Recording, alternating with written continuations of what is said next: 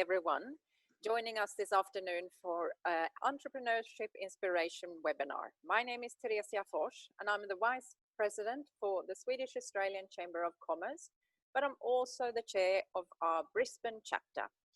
The format for today is that we will start the webinar by interviewing a couple of very successful entrepreneurs. And after the interview, you will be able to ask questions during the Q&A session by using the chat function or by raising your hand if you want to ask the question live. There will be a feedback survey after the event, and the event will be recorded and available on our website in a couple of days. Now, I would like to welcome and introduce to you our moderator for this afternoon, Todd Sotheren, who is the president of the Byron Bay Chamber of Commerce. He's an entrepreneur and a digital disruptor. Over to you, Todd. Thanks so much. And hi, everyone. Welcome to the webinar. Very pleased to see enthusiastic attendance this afternoon. And I have to thank the Swedish Australian Chamber of Commerce for their lovely invitation this afternoon to discuss a topic I'm certainly very passionate about myself. And that is today's topic of early stage startups, hard-earned wisdom, and potential pitfalls, I suppose, also amongst what can be a complex but exhilarating journey. If you're considering or have recently begun a business or in the early stages, I think you'll find there's a great deal of wisdom to be had from today's guests. I'm purely here to ask the questions, and I'm very impressed with the quality of interviewee we have today. First today with us is Maria Collyer from the AUS Industry Entrepreneurs Program, a federally funded program for scaling businesses. But Maria has also worked extensively with early stage startups and has also been the founder over the past 15 years of Sweden's most successful juice bar chain, Naked Juice Bar, which many Swedes, I'm sure, online today will be familiar with. Good afternoon, Maria. Good afternoon. It's a pleasure to be here. Thanks for joining us. And also with us today is Libby Helinski from Pappa Sven, which is an authentic Nordic lifestyle store. And I just had to look at my notes to check that because she's distinctly Nordic, as distinct from Scandi, because I think Scandis maybe a bit too IKEA. Is that correct, Libby? I think it's just a bit too trendy for me. Yeah, too trendy, yes. Nordic has a bit more of an authentic experiential tone to it. And Libby, you've been building your retail-based curated crafts business up for the last, how many years? 6 years we've just passed, yes. Right. So you've just survived the first 5-year chasm for most businesses. So you're a perfect interviewee for share some hard-earned wisdom with us this afternoon. Absolutely. So we decided to keep our focus this afternoon on the very early stages and some of the fundamentals of starting a business, because they can be myriad. There's a lot of plates to spin, particularly as a sole founder or in a two-person partnership. There are a lot of hats to wear, and I thought we might begin by first hearing a little bit of the origin story, a brief background on each of the businesses, and then we might sort of try and start to surface just some of the recurring kind of themes and challenges, the key components of making an early stage business work. Maria, we might start with you if you give us a little bit of a brief history overview.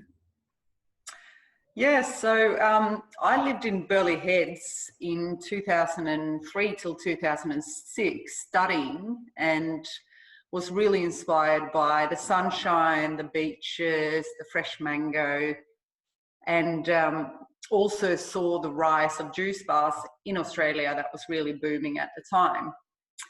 And so had the idea to start a juice bar in Sweden. And it was obviously a big leap from the thought to actually going ahead with it. But I think a little pinch of young naivety added to the fact that I actually did it.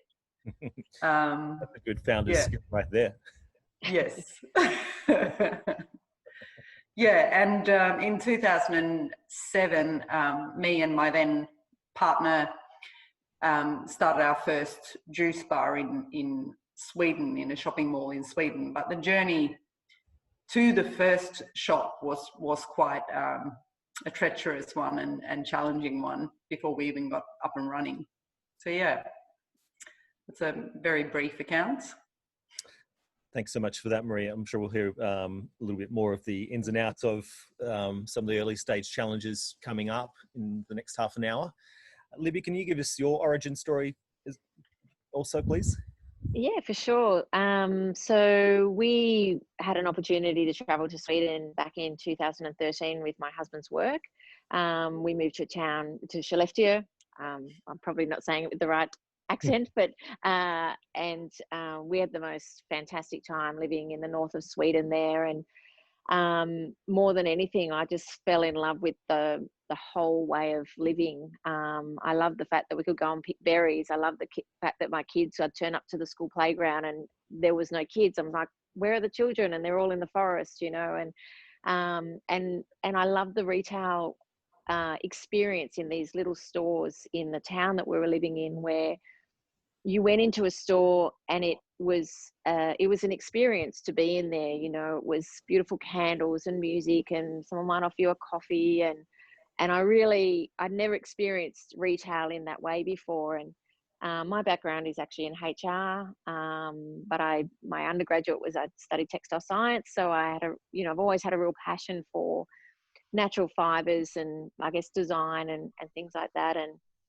But I was looking for a change. I wanted to do something that was somewhat creative and something of my own. And I just kind of thought, why don't we have these experiences here? I mean, certainly not in Newcastle. There was no retail experience like that in Newcastle. So I thought, why not open up a Nordic lifestyle store right here in, working class Newcastle. Yes, and then from then we've actually expanded. We also have accommodation now as well. So we've got 2 accommodation options connected to our business as well, which has been a really lovely expansion of what we've done. Yeah. Oh, beautiful. Makes me want to come and check it all out. You've done a beautiful job of setting up a bit of a taste for us in the background there today. Thanks so much certainly. for that.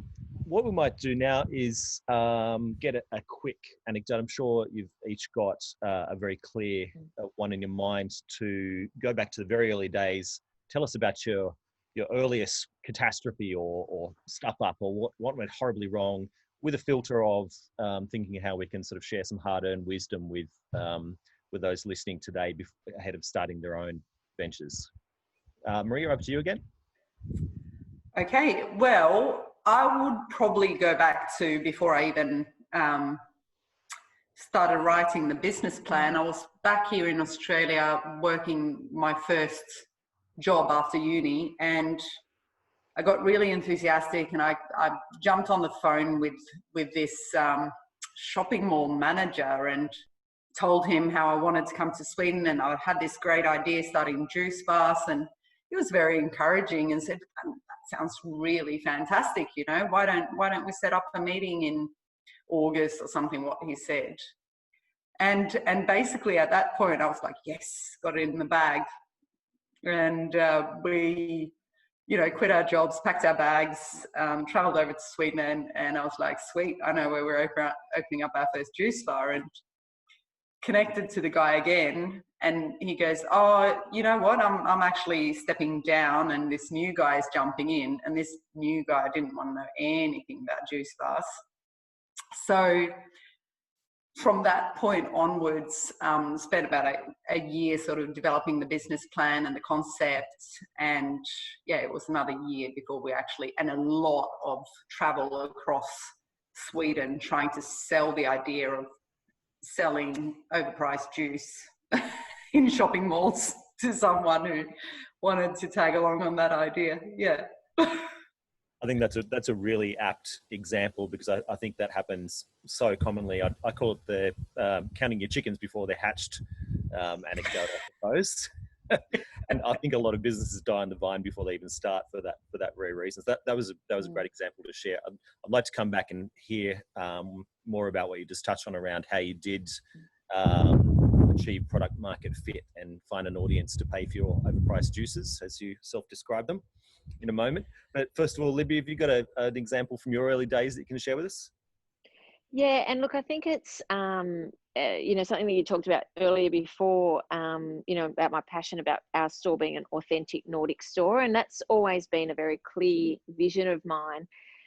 Every time I've made a mistake, it's when I've deviated from that vision, and I know in my heart that, but I get drawn in, a brand might, be around, or you're seeing it in magazines, or customers are coming in and they're like, what about this such and such brand?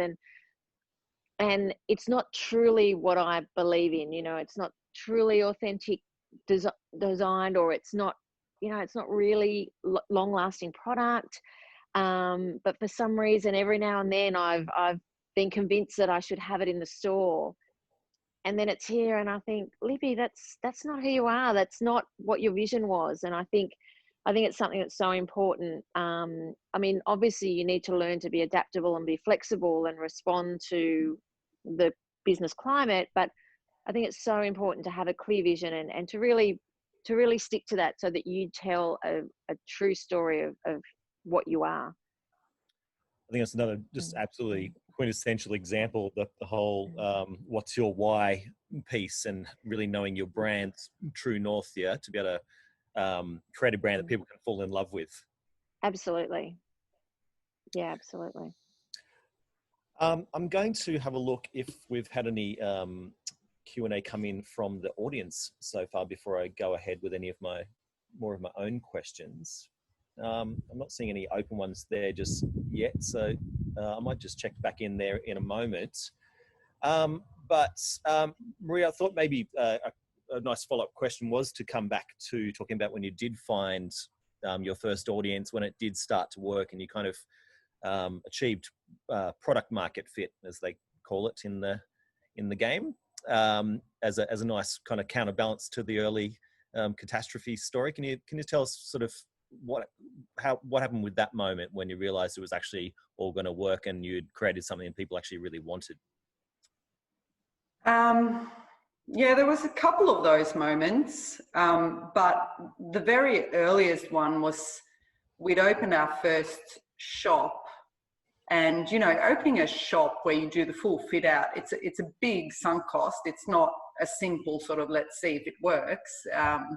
So it was a very nervous moment. We'd opened, and initially it took a moment for people to understand what this very bright coloured island shop in the middle of the mall was all about. And we were creating our own flyers and cutting them by hand, sort of with an A4 printer, right?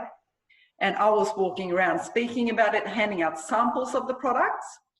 And we did these little shot samples, and that was our best marketing strategy.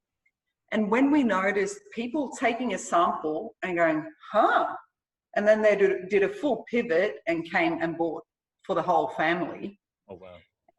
And then shortly after that, what happened was, like, the young kids would pull their parents across to, like, beg for it. And that's when we knew we had something, when it was the toddlers dragging the mum and dad, who were just like, sure, if you have something healthy instead of an ice cream, fantastic, I'll pay X amount, whatever the price was back then. Yeah. That's brilliant. And so experiencing the brands, the try before you buy, you also had a little bit of an unfair advantage with the sugar component of juice with the kids, hey?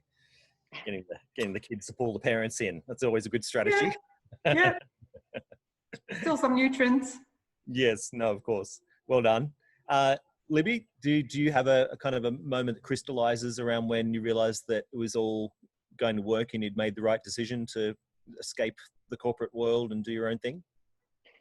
Oh, look, I had a very fortunate moment that I wasn't probably prepared for, because I didn't grow up in Newcastle. But when I opened the day that I opened my doors 6 years ago, I had all these, like, I had literally people lined up outside the shop the day we were open. Wow. And I had friends that didn't really get what I was doing. And I mean, obviously Marimekko is our biggest brand. And I even had some friends that were like, oh, Libby, don't really see what you're seeing here. Well, the day I opened my door, I had all these women in their 60s and 70s coming in, and they're saying, oh my goodness, this is like Suomi. And I'm thinking, what are they talking about? But back in Newcastle in the 70s, there was actually a store here that sold Marimekko and Artek and Itala. And without me knowing, I had this amazing customer base that I didn't even know, that I wasn't relying on, I guess. I was thinking more people my sort of, middle age that were going to be coming in, setting up their house, but, that was a really, I was in a very fortunate position that without knowing it, I actually had this amazing customer base that was already very loyal to a brand that they hadn't had in Newcastle for 30 years. So that was a really exciting time. That's quite incredible, isn't it? And it's That's actually great. not the first story of that kind I've heard, when people have sort of followed their intuition and their own passion into business. Yeah. Yeah, that's fantastic. Now, before I keep going, I'm just reminded now that we are going to run a couple of polls while we're on this afternoon. So Teresa's going to hit go on our first question, which I believe is, are you planning on starting your own business? And we're going to give you the results of that after a couple more questions with our guests. I believe that's coming up on your screen now. We'll just give it a moment for those results to come in. While we do that, Maria, might look for some more gems of just good fundamentals, good early stage foundational business 101, because I know that in your professional role, you have had quite a bit to do with exactly that. I know you love your diving through the numbers and the spreadsheets, but also around validation and feasibility and desirability and achieving product market fit. Would you like to pick an area that you feel you could speak to with some gems to help people sort of learn the easy way early on in their own journey? Well, I think this is a really dry example, right? But really early on, I knew from the outset that, it was kind of step one was to develop a business plan. And for that reason, I enrolled in a business plan competition back in Scandinavia called Venture Cup. And that was sort of the framework for really driving me to do that business plan. And a business plan, even though, we might not have picked it up and gone through it again over and over, but it forced us to think about all the critical points of a business and develop the budgets and develop the models, and to think about our strengths, our weaknesses, opportunities, threats, to think about what our unique value proposition was, how we wanted to position the brand, to think about how we wanted to expand and scale up. So we had all of that in a very well-developed business plan. And I can't say we ever went back and read over it and went, yeah, now we're on this spot and this spot. But it kind of, from the outset, we could communicate to our new staff that this is what we're about. This is where we want to go. Do you want to come on the journey? It was fundamentals. Yeah, you're right. It's the boring stuff, but having those ducks in a row allows you to relax and really enjoy the fun part that was your passion for starting in the first place, right? Yeah. Thanks for that. Libby, do you have one that you particularly comes to mind you'd like to touch on as far as good foundational fundamentals? I think stopping and reviewing your business constantly is really important. Even a small business like mine, I get great benefit, I think, from stepping outside of the business for a little while and sitting down and doing that, old basic of, our strengths, weaknesses, opportunity, threats, and just constantly going back and thinking about that and looking for new opportunities but just taking the time to sit outside of your business and reviewing it, I think is so important. Things happen so fast and you're so busy hands-on when it's your own business that, you just have to step away every now and then and have that time to review. And it's so challenging, particularly with a small business, to step out and do the working on the business, not just get caught up in the minutiae of working in the business. Yeah. Yeah, absolutely. Absolutely. That was a good tip around the SWOT. And for those who are really new to business, a SWOT analysis is just sitting down with a XY matrix and trying to identify your strengths and your weaknesses internally in the business, and then externally looking for opportunities and threats around your business. It's a really, it's a classic task, but it still delivers good results these days.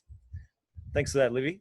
I'm going to ask a couple of questions from the audience today. I might give you the first one by default, Maria. This is from Marie. Thanks for joining us and thanks for the question. Wondering if and how you researched possible competitors before starting the business.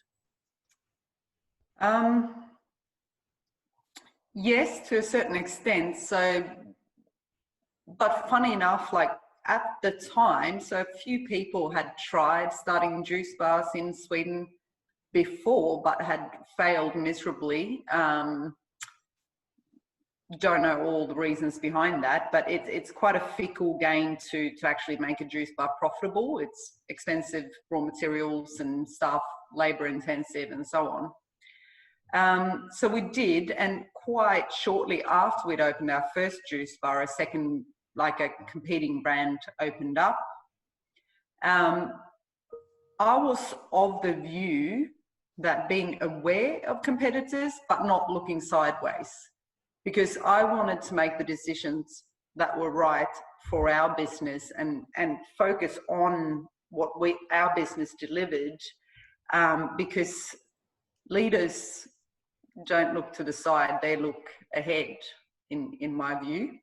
And so if people wanted to copycat us, then that's a testament to what we'd achieved. That's great. That's great. I might just add a very quick anecdote of my own belief around that, is that I find that your competitors are just as often helping you to grow your vertical, your category. Yes. So selling juice, competitors in the market are actually driving demand for juice overall in the market. And so they can actually be some of your greatest allies in an ironic sort of way. Yeah, and I can second that I saw that back then, that by having other juice bars around, we drove the whole concept up. And I see that also working in our region, that competing brands compete on a very friendly basis, and they know they lift each other. That's brilliant. That's really good wisdom. Before I give Libby one to answer, we're just going to have a quick look at our poll results from the first question. And I believe those are coming up on screen momentarily. Are you planning to start your own business? Multiple choice. Yes at 55%, no at 9%, and maybe at 36%. So that's good. We want to be speaking to all those people. So thanks for your answers. And I believe we might be going to a second question to run in the background as well while we continue chatting. And I believe that to be, have you already started your own business? So we'd like to find that out as well. If you'd indulge us with that one, that's coming up now on the screen. And while that happens, Libby, let me ask you one from an anonymous attendee. I think it's particularly pertinent for you. What would be the key advice or tips for someone planning to open a retail shop? Well, I think the clear advice that I would give is probably what I said earlier, to have a very clear vision on what you are and who you are. I found that so much easier with my buying and there's so many things that you can choose from if you're opening a retail store. And I go into some retail stores and I think, I don't even know what this store is about. So as a consumer going in, I don't know what it's about. And I think, as a business owner, you need to know what you are and who you are and what your values are as well. So even for me now, you know, in terms of sustainability, my brands, you know, I need to make sure that my brands have the same, you know, the same values that I share.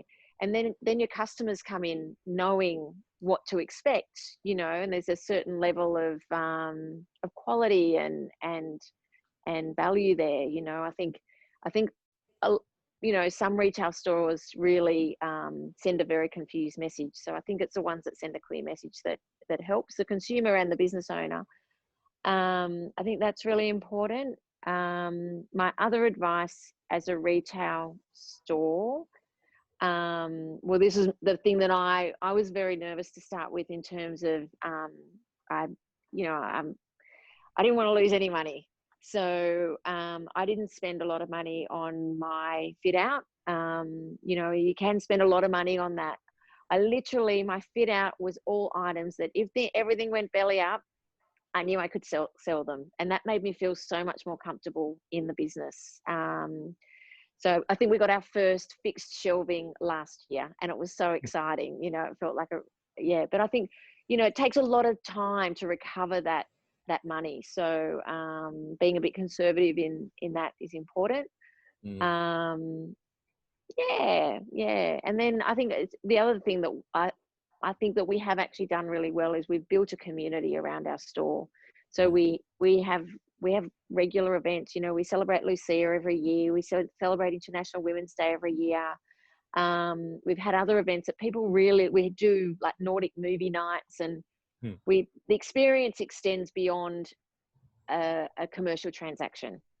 Yeah, that's brilliant.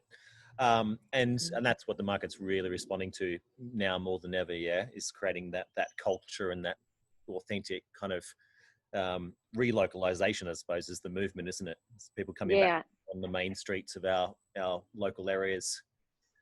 I think people are really enjoying that experience of coming back into a retail store and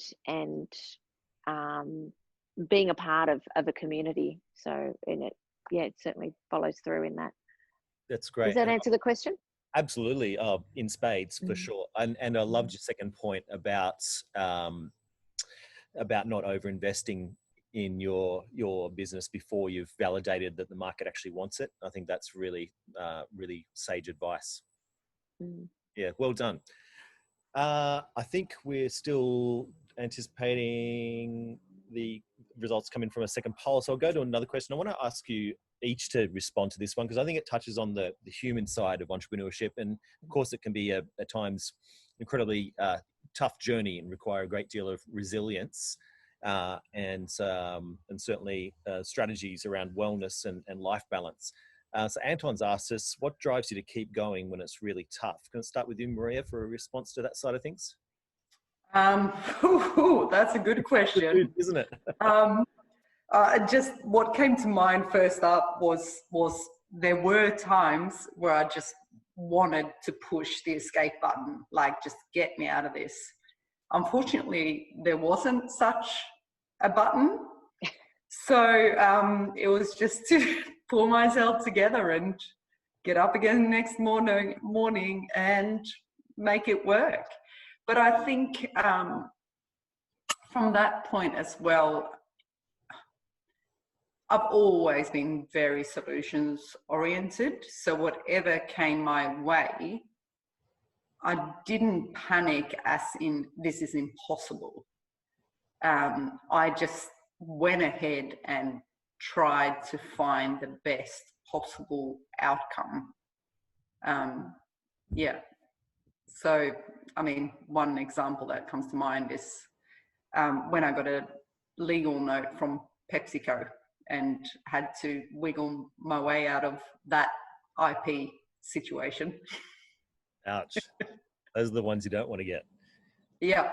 There was a little bit of a moment there when it got a bit hectic, but I couldn't afford an expensive lawyer, so I did all the research and turned it around in my head a million times and then decided how we were going to respond and paid a cheap lawyer to put his signature on the letter that I'd compiled, and we were saved. What another day. Yeah. That's great. Yeah. Before we go to the same question for Libby, we're going to have a look at our second poll and take a look at the results of that. I think that's coming up on the screen, and there we go. Have you already started your own business? Yes, in 2020 is at 18%. Yes, earlier at 45%, as in prior to 2018, and not yet at 36%. So thanks again for giving us that feedback, guys. Good to know where everyone's at in the audience. So we've only got about 5 minutes or less now of chat to go. I'm going to ask for Libby to respond to that same point. And then if we do have any time, I'm going to ask you each to just give us a quick anecdote that you would say to yourself from back when you started your business, just that little bit younger number of years ago. But first of all, Libby, have you got something you'd like to say about Anton's questions about how do you keep going when it's really tough? I do, and it actually relates to the previous question you asked me, which I should have said when you asked about retail experience. A big thing, and it's with any business, is that you should never have an expectation that people are just going to walk in your door every day, you know, no matter what that business is. So you've always got to make a reason and make a reason for people to come and visit you. And for me, when things, I love the creativity of having a small business and my own business. So when things did get quiet, I'd create a reason for people to come in, whether it was, oh, look, it's, I don't know, cinnamon bun day or something, you know, and we'd have some people to come in, or, you know, we'd discover a new brand and you know, spend a bit more time into that. So I think when things have got tough here, it's made me more, I guess, given me more energy to go out and find more reasons why I want people to or why other people should want to come into the store. So, yeah. That's great. That's great. And that I think that's an extension of your own love and passion for the brand and building that culture. Again, it's another piece of that seems to be your real true north, is the experience. Experiential retail seems to be the way that retail in general is revitalizing itself now. Yeah. I think so. Yeah. That's great. So we're coming very quickly to the end now. We're just going to run a final poll, which is just asking you for your feedback if you've gotten some value out of today, because we'd love to know if you've been inspired by what I think has been a really robust, meaty conversation. And then I'm going to give a minute each to each of our guests to just tell us one thing they would like to say to themselves from their founding year in business. Maria? Wow, that's a good one. I would probably say one foot in front of the other. Stay humble and ask the people that know stuff. Reach out, and pride is the antidote to success. You just got to keep learning. I'll just do a mild Swinglish correction there. I think you meant antithesis. Yeah, that's it. I'm pretty fluent, but not quite. Apologies to do that live, but I just didn't want anyone to be confused by the advice. Totally fine. Excellent. Thank you. Thank you so much for all of your insights today, Maria. And if you want to connect further with Maria, I think that's okay. Is the point people towards LinkedIn? Is that the best place to find? Yeah, sure. Maria Yes. Collyer? Yes. Spell your surname for us. So Collyer. Thanks so much for your time today. And Libby, your piece of advice to yourself from the founding year? Prepare to work hard. Yeah, certainly. The hourly rate's not great, but you know, there's obviously a lot of hard work behind the scenes, but you know, it's a great place to be. I think that's a completely appropriate piece to round out on. And again, thank you also for sharing your hard-earned wisdom and insights today with us, and congratulations on what you've built. Would you like people to head towards your website to connect with you further? Yeah, or our Instagram is probably, more interactive. More so. Handle. So it's just at Pappa Sven with an S on the end. Pappa Sven's. Pappa Sven's, 2 P's, Pappa Sven's on Instagram. Yes, Thanks so much correct. for your time today. Really appreciate it. Thank you. It's an honour to be invited. And everyone who's joined us today, thank you also for your time and for investing some of, well, if you're already in business, certainly very precious time with us today. And also thanks again so much for the Swedish Australian Business Chamber for inviting us all to share these insights with the business community today. I'm going to round out today. I'm Todd Sotheren from creationtheory.com.au. And Teresa and Camilla, thank you so much for having us. Thank you so much, Todd. We do have some more Q&A questions. So maybe, Todd, I mean, you've got an excellent background as well as an entrepreneur and certainly in the digital space. So maybe we can look at these questions that we have left in a broader sense as well that we invite you to answer. Fantastic. I've never had a webinar with more time left on the clock. That's a gift. So to me, it looks like there's a good 20 minutes, I think we can run. So we've got plenty of time for some good meaty answers. Great. Todd, would you like to run the questions? Yes, sorry, I beg your pardon. I see That's all right. That's all right. handing back to me. So I'm back in the Q&A channel. In the Q&A channel, and this is obviously an open invitation if there are more burning questions out there, because do use the opportunity. And if we don't get through all of them, what we have done in the past, we have actually circled back to the persons asking the question via email. So it's an excellent opportunity to hear it from the best. So don't sit and be quiet. Yeah, fantastic. Okay. And our most enthusiastic attendee today, Anton, has a couple more questions for us, actually. And so, ladies, you're still with us, so don't leave me here alone. Jump in and with your own insights into these ones. We all know that growing, running a business requires many trade-offs, but what are some of the non-negotiables for you? Well, I think of my answer, I might throw back to Maria and Libby. Maria first, is that okay? Yeah, sure. My non-negotiables, quite early, I actually stopped trading off my weekends. I just made sure that there were system and processes in place to actually give me time to recover. The other non-negotiable for me was always physical exercise. That just never left on the back burner. It's not to say that I never worked a weekend. Of course I did. Yeah, but important and good food. That's great. Libby, have you got one of those for us? Yeah, my non-negotiable was January. I was inspired by the Swedish concept of going away to your summer cabin in the July, and enjoying the summer. Obviously, we don't have any holiday house or summer cabin here, but I always said that I would start the business. If the business could succeed with being closed for the whole of January, then that's, so that's what we do. We close on Christmas Eve and we reopen on the first week in February. And look, it's as a mum and, 2 kids growing up super fast, that has been one of the best business decisions that I have made. Obviously at a cost, but it's worked for us. Right. Yeah. And when you say cost, I mean, what's the actual end game with the whole thing anyway? I think time is the most precious of all possible outcomes.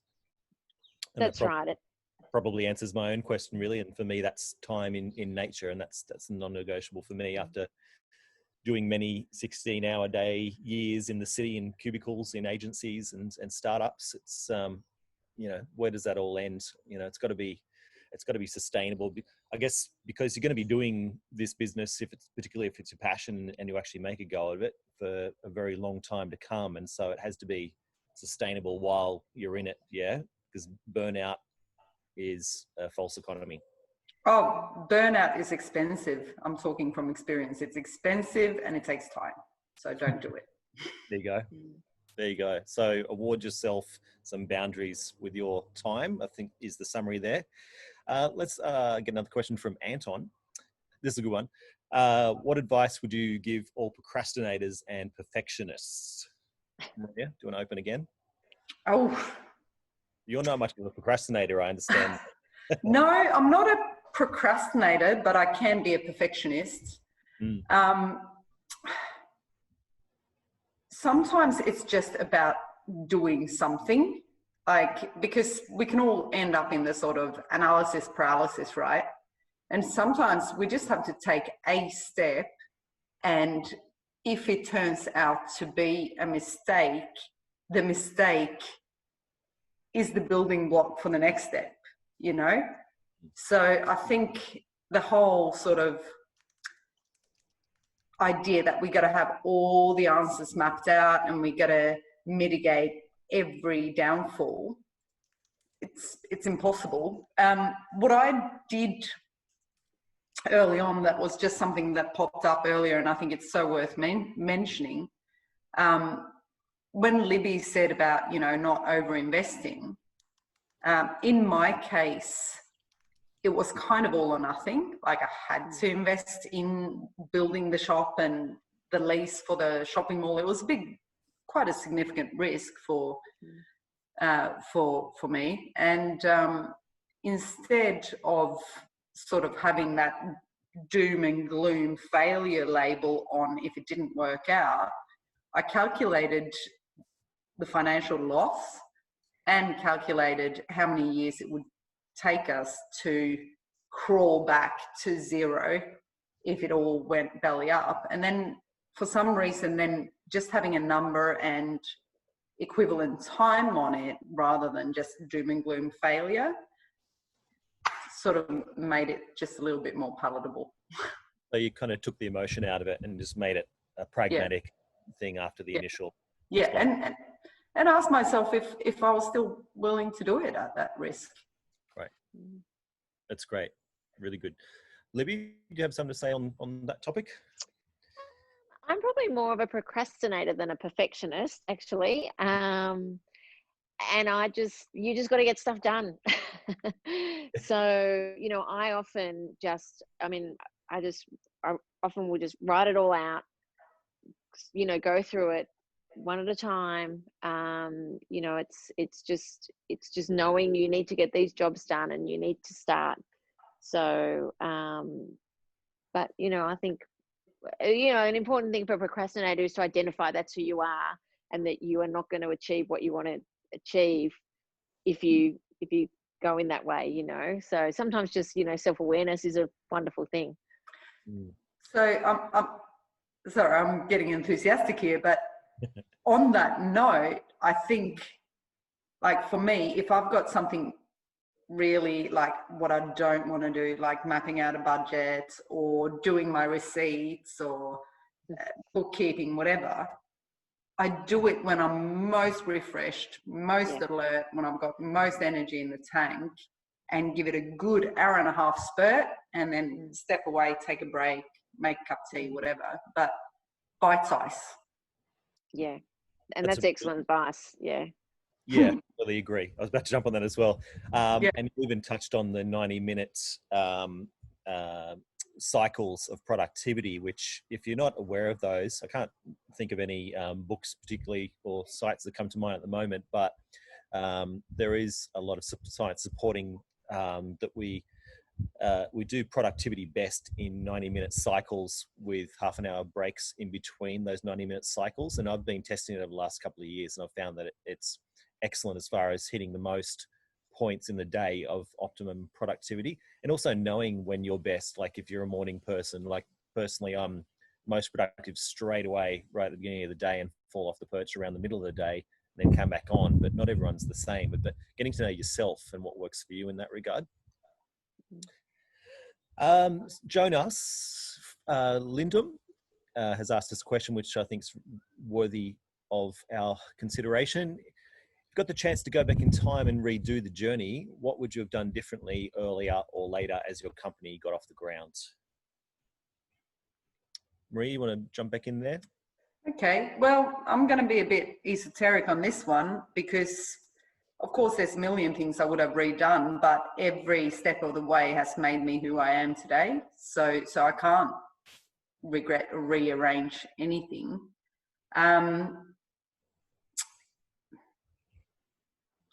What I would have done different? No, I don't have an answer for that. I'll hand over to Libby. Okay. I'll see if something comes up. No regrets. Libby, have you got one to throw in there? Not exactly, but just this year, I've always had actually a really good friend that's worked with me the whole way through the business, and I've been very fortunate that we're like sisters almost. So we do things the same way, and it's worked really well. Something that I've done really badly, and it's funny because I worked in HR for 15 years. When I've had casual people start this year with me, I haven't been clear on what I want from my employees. I think because I'm trying to be this, oh yeah, we're just in here, we have this nice time, and it's, this is a nice place to be. But now I'm like, well, actually, this is actually my business, and I actually need you to come, and we actually need to do stuff, So I think not being clear with your team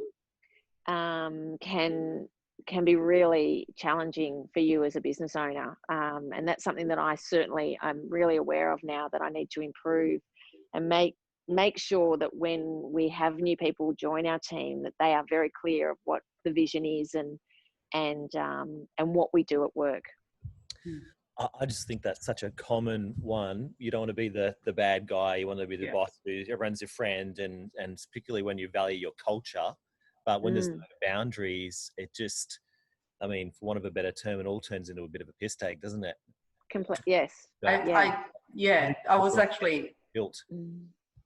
The moment Libby started talking about this, that's the one thing I would go back and do, would be to get proper leadership coaching.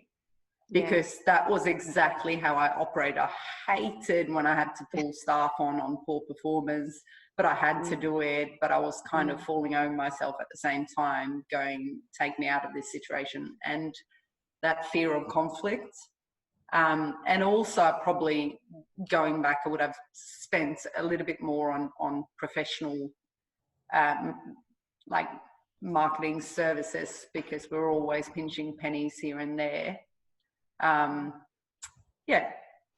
As the marketing guy, I can certainly attest that the first line item to disappear from the budget is the marketing. We're going to go to one more question from Martin Carlson. Thank you so much, mate. How do you drive revenue generation at the start? How do you find the first customer in the industrial space? Okay, so this sounds like a B2B kind of situation, which might suit you quite well with your clients. Maria, have you got some insight on? How do you find can you just say that question again? I'll read it again. I think you might be talking about the first big contract, and feel free to jump back into the chat, Martin, and clarify if you'd like. How do you drive revenue generation at the start? How do you find the first customer in the industrial space? So there might be two distinct. So there I would say that for that type of business, you just got to be really lean from the start, like work from home and build up a really good looking front, like website and your email signature and all that. But then everything in the background can just be your home, basically. And then obviously before that, to actually validate that there is a demand in the market. And you can Todd, you can jump in on that, because you can validate things by just running, Facebook or social media ads to see if there is a thirst. Maybe you can fill in on that. But yeah, thank you for pinging that one to me. I was trying to avoid a direct plug, but it's essentially what my business does is digital prototyping, particularly with expensive manufactured processes and the sort of things that you can't normally take a small bet to find out if the market responds to it. But whatever you're bringing to market, as Libby touched on earlier, with just doing the cheapest fit out she could get away with to create the experience you wanted to create, just do the minimum viable product, they call it in the startup world. Do the minimum version of what you think you can get someone to buy, or test whether they would buy before you do the fully fledged bells and whistles premium expensive version that's gonna you know, you're gonna sink or swim on. Take small bets so that you've still got enough in the tank that if it wasn't right the first time, you can iterate around and do a second version prototype and take it to market and keep going around iterations until the market responds. And if after half a dozen iterations they're still not responding, then maybe rethink your value proposition. Now we have come to the actual closing very shortly and we might introduce, Teresa, our final poll, asking people if they've gotten some value out of today. Does that sound like appropriate timing? Great.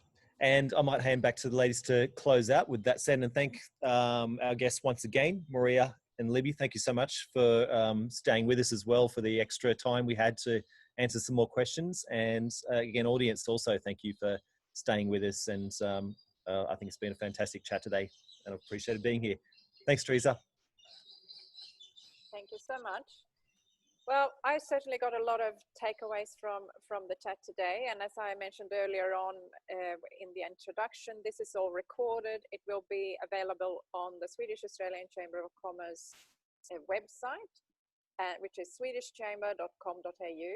If you want to go back for some more inspiration and something that might come to mind that you didn't quite remember. And also if you want to send your friends to have a look, because I think this is great value for anyone. As I've also briefly mentioned in the introduction, we have started up the Brisbane chapter, and COVID happened, so we haven't had any live events, but we are hoping to start our Brisbane chamber with live events, if not before Christmas, but certainly in the new year. So keep an eye out for emails from the chamber, and if you haven't already, please sign up and we'll make sure that you know when stuff are happening. And thank you so much. Big thank you, Todd. Beautifully moderated. And I think we managed to get some real golden nuggets out of today. And Maria and Libby, thank you so much for your valuable insight. And we will certainly stay in contact with you. And maybe we will have the pleasure of inviting you back one day. And Camilla, we are not done for the year, are you? Are we? We have still a lot on offer in the Swedish Australian Chamber of Commerce. Yes, a few more events to come for 2020. So I'm just going to share my screen here so you can have an overview of what's coming up in the pipeline here. So we have very suitable for as a follow-up in a way to this session today, which is an experience sharing session. And this is typically a smaller session with about 20 participants. And here we talk about things which can be very difficult for new people starting up a new business or small businesses already up and running, and even for larger companies as well. So in this session, we're gonna talk about digital transformation, which is a massive, big jungle. And we have an expert in the area who's going to give us the 5 waves of digital. It's like a guide to navigate this landscape. So that's happening on the 25th of November, and it's 5 o'clock AEDT. Then we have a webinar organized together with the Swedish chambers in Asia Pacific, and that's on the 26th of November. And that's going to be a conversation with management consultant firm Lynx Eyes founders, Christian and Johan. And they will show how companies that dare to explore bold ways to make a difference for people and society are the winners of tomorrow. So that's going to be a really exciting one to join up in. And you can find all the links and everything to register on our website.